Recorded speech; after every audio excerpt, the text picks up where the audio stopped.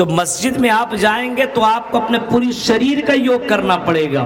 یوگی یوجت ستتماتمانم رہسستتا ایکاکی یجتاتی مارینا رشد پگر پرگیا پنچم سمయ کرتبیہ.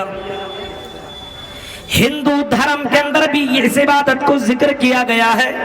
ہندو دھرم کے کتابوں کے اندر بھی عبادت کا ذکر ملتا ہے. صرف مسلمانوں کی یہاں نہیں بلکہ ہندو دھرم کی جتنی بھی کتابیں ان کتابوں کو آپ اٹھائیں گے تو اس کے اندر بھی عبادت کا ذکر آپ کو ملے گا. یوگی یوجت ستتماتمان. اللہ تعالیٰ نے الگ الگ نبیوں کو، رسولوں کو، پیغمبروں کو دنیا کے اندر بھیجا. وَلَقَدْ بَعَثْنَا فِي كُلِّ أُمَّةٍ رَسُولًا أَنِ اعْبُدُوا اللَّهَ.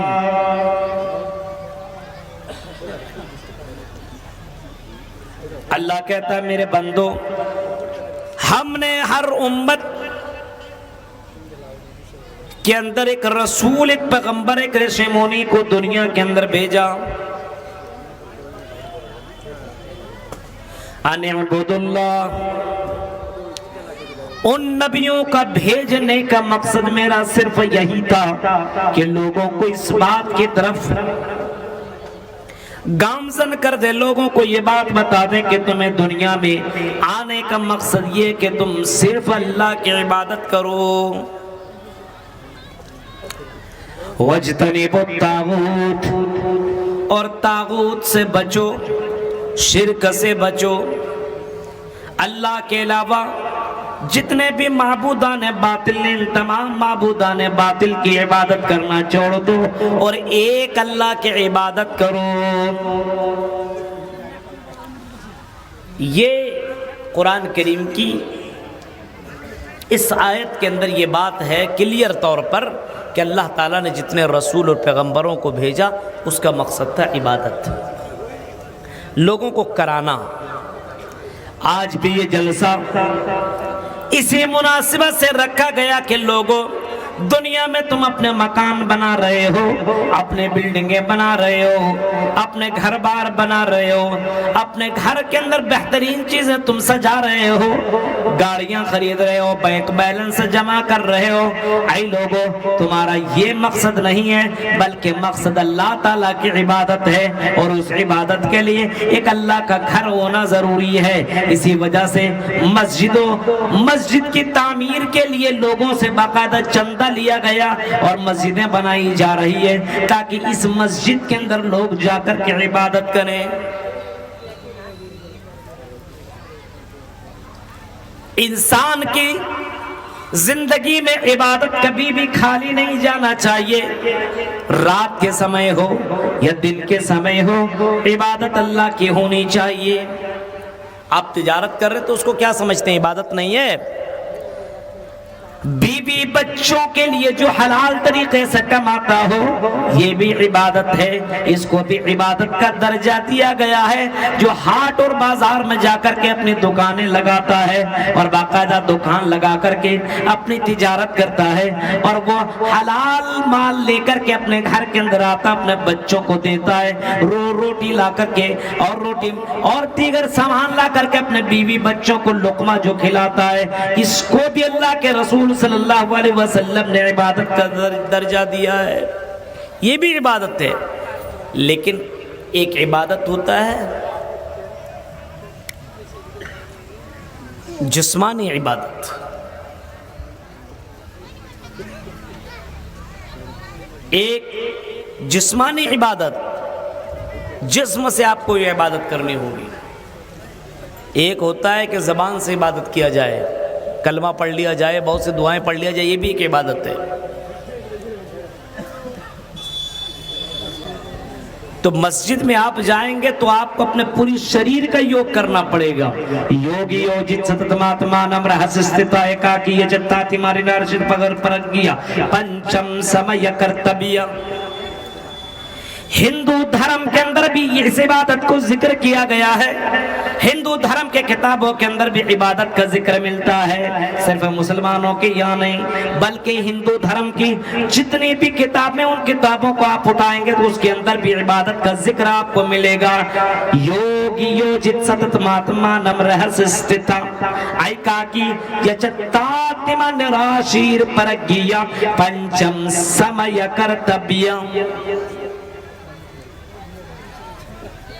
اس منتر کے اندر باقاعدہ یہ کہا جا رہا ہے، ہائے ارجن،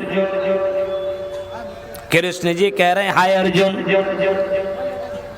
یوگی یوجت ستتماتمانم رہسستھا، جب تم عبادت کرنا، پوجا کرنا تو اپنے پورے شریر کا یوگ کرنا، اپنے پورے جسم کا یوگ کرنا، اپنے پورے شریر کو اللہ کے سامنے، بھگوان کے سامنے جھکا دینا، پورے شریر کا یوگ کرنا۔ نماز کے اندر ذرا دیکھو، اپنے پورے شریر کا بندہ یوگ کرتا ہے، پورے شریر کا بندہ یوگ کرتا ہے، پریکٹس اپنے پورے شریر کا باقاعدہ اللہ کے سامنے کرتا ہے، ہاتھ کا اٹھانا، سجدے کرنا، رکوع کرنا، قیام کرنا، کا، ہاتھ کا، جسم کا، ہر چیز کا یوگ ہوا کرتا ہے۔ اسی چیز کو ذکر ہندو دھرم کے کتابوں میں کیا گیا ہے، یوگی یوجت ستتماتمانم رہسستھا، پورے شریر کا یوگ کرنا، پورے شریر کا، اور کرتے رہنا۔ یوگی یوجت ستتماتمانم رہسستھا، پورے شریر کا یوگ کرنا اور کرتے رہنا، کنٹینیو، ہمیشہ کرتے رہنا، ایک دن صرف مت کرنا۔ ہائی ارجن، تم ہمیشہ اس چیز کو کرتے رہنا، کبھی بھی اس کو مت چھوڑنا۔ اسی کو تو اسلام بھی کہتا ہے، اے لوگو ہم نے تمہیں دنیا کے اندر پیدا کیا ہے، وَمَا خَلَقْتُ الْجِنَّ وَالْإِنسَ إِلَّا لِيَعْبُدُونَ، اے میرے بندو اور آئی میرے بندیوں، اور خاص کر کے راگھو پور کے نوجوانوں سنو، قرآن کی آیت کے اوپر غور کرو۔ قرآن کہتا ہے وَمَا خَلَقْتُ الْجِنَّ وَالْإِنسَ إِلَّا لِيَعْبُدُونَ، اے میرے بندو ہم نے تمہیں محض اپنی عبادت کے لیے پیدا کیا ہے۔ گھر بناؤ، مکان بناؤ، دکان چلاؤ، اپنے بینک بیلنس جمع کرو، گاڑیاں خریدو، سب کرو، لیکن اے میرے بندو میری عبادت سے کبھی بھی دور مت ہونا۔ اے میرے بندو ہم نے تمہیں محض اسی عبادت کے لیے پیدا کیا ہے۔ اللہ کے رسول صلی اللہ علیہ وسلم نے فرمایا اتق اللہ فی الصلاۃ، اے لوگو نماز میں تم ڈرتے رہو، اور کہیں اللہ کے رسول صلی اللہ علیہ وسلم نے یہ بھی فرمایا اے لوگو نماز ترک مت کرنا، اے لوگو ولا تترکن الصلاۃ مکتوبۃ متعمدا فإن من ترک الصلاۃ مکتوبۃ متعمدا فقد بریت منہ ذمۃ اللہ۔ عبادتوں میں قیامت کے دن سب سے پہلے اسی نماز کے بارے میں اللہ تعالیٰ تم سے پوچھے گا، سوال کرے گا، کوشچن کرے گا۔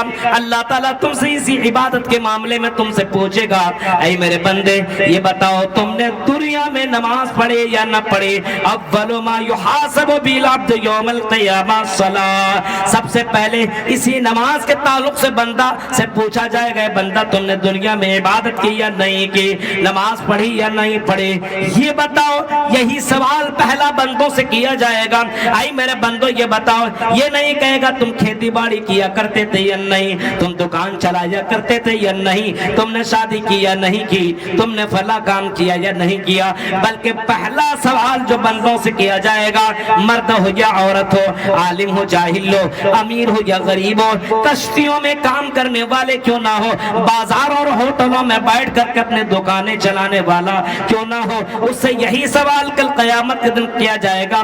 اول ما یحاسب به العبد یوم القیامہ الصلاۃ، پہلا سوال اسی عبادت کے تعلق سے کیا جائے گا۔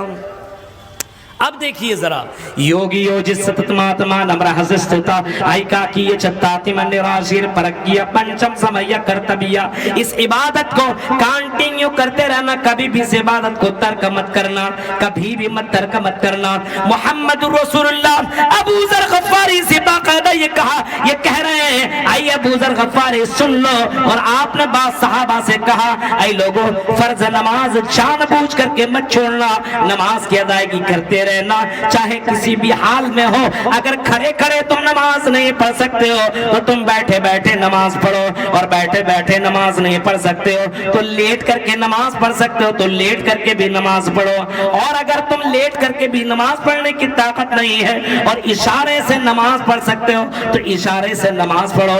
یہ نماز کسی بھی حال میں تمہارے لیے معاف نہیں ہے. آپ نے فرمایا اگر تم نے نماز کو چھوڑا, اگر تم نے نماز جان بوجھ کر کے چھوڑی تو سن لو جان بوجھ کر کے اگر تم نے نماز چھوڑی تو فقد بریت منہ ذمۃ اللہ, تو اللہ کی ذمہ داری تیرے اوپر سے ختم ہو جائے گی. اب تم مارے جاؤ گے, کاٹے جاؤ گے, ذلیل کیے جاؤ گے, رسوا کیے جاؤ گے, در دروں کی ٹھوکریں کھاؤ گے, تمہارا پیپروں کے اندر غلط طریقے سے تیرا نام لیا جائے گا, اور چینلوں والے اور سوشل میڈیا والے مسلمانوں کا بری طریقے سے ان کا پرچار کریں گے اور ہر طریقے سے مسلمانوں کو ذلیل کرنے کی کوشش کریں گے, اور مسلمان ذلیل ہوتا رہے گا.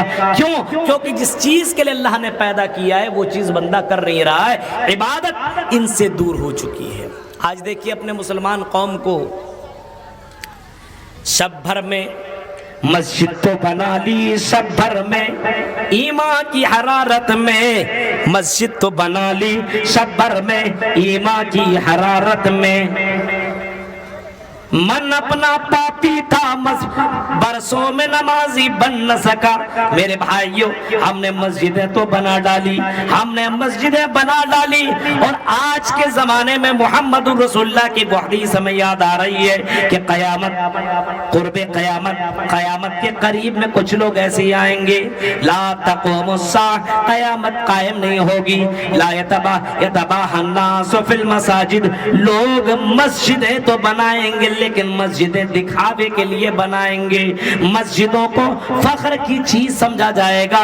تیری مسجد ایسی تو میری مسجد ایسی, تم نے اپنے مسجدوں کے اندر ماربل لگایا, تم نے ٹائلز لگوائے, تم نے کولر لگوائے, تم نے اے سی لگوائے, ہم بھی لگوائیں گے, اور تم نے ایک منزلہ بنایا, ہم 2 منزلہ بنا کر کے دکھائیں گے. مسجدیں تو بنائی جائیں گی لیکن مسجدوں کے اندر تعمیر, تو مسجدوں کے اندر عبادت کرنے والا کوئی نہیں ہوگا. ظہر کے وقت پہنچو میرے بھائیوں, ظہر میں آپ کو نمازیں نہیں ملیں گے, عصر میں پہنچو, عصر میں آپ کو نمازیں نہیں ملیں گے, مغرب میں پہنچو, مغرب میں بھی نہیں, عشاء میں پہنچو, عشاء میں بھی نہیں, فجر میں پہنچو, فجر میں بھی نہیں. امام اور مؤذن اور چند بزرگوں کے علاوہ آپ کو مسجدوں کے اندر کوئی نظر نہیں آئے گا. حالانکہ رسول کی حدیث آپ کو معلوم ہے, اللہ کے نبی صلی اللہ علیہ وسلم فرماتے من ترکا صلاۃ العصر فقد حبط عملہ. آپ نے فرمایا جس نے عصر کی نماز چھوڑی, جس نے عصر کی نماز چھوڑی تو اللہ تعالیٰ اس کے تمام اعمال کو برباد کر دے گا.